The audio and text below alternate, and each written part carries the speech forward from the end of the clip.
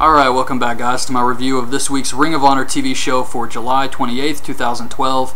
I thought this was a pretty good show. We finally get the Adam Cole versus Roderick Strong match.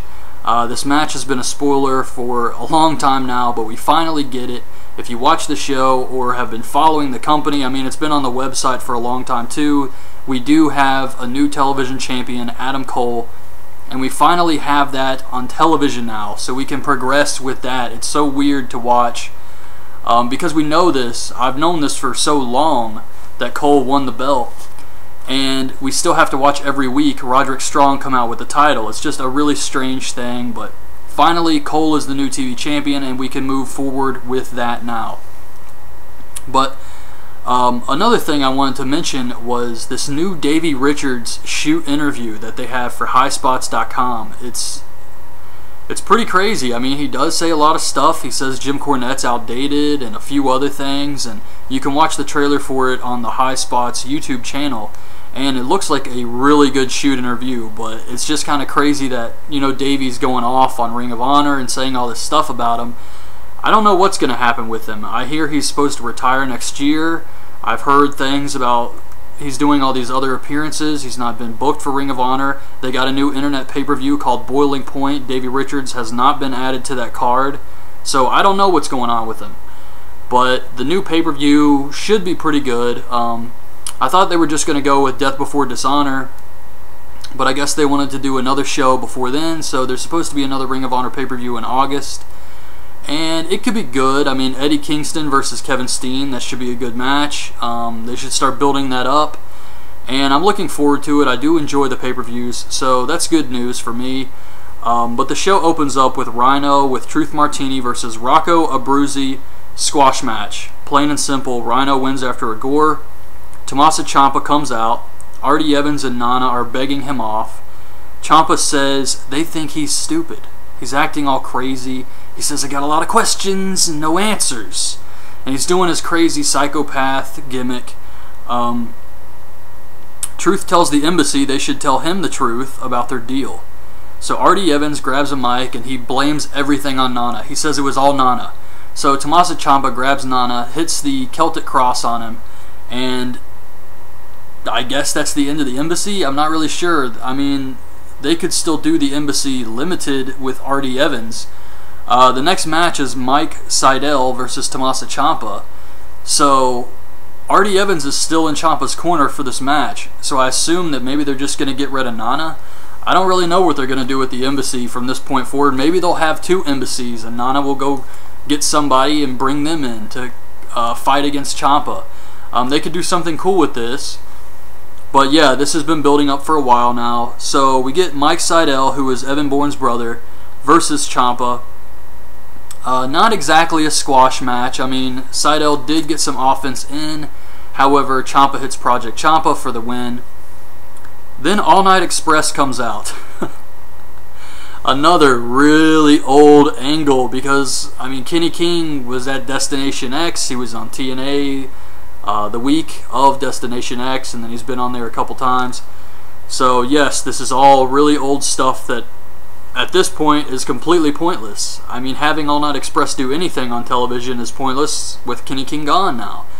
But they did this angle where All Night Express comes out. They're the new tag team champions. Kenny says that only champions make demands. Kenny says he would go to war only with his man Rhett Titus. Rhett Titus cuts a horrible promo about how they beat World's Greatest Tag Team 3 times and own their asses.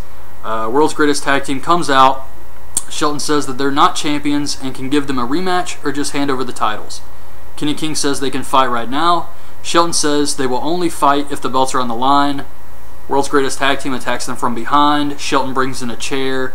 He starts attacking officials, security, and he's about to kill Rhett Titus with the chair when Charlie Haas stops him, I guess because of the fine. And that was it. I mean, there's nothing going to come of this because Kenny King is gone now. So I guess we're just going to move forward and pretend this never happened.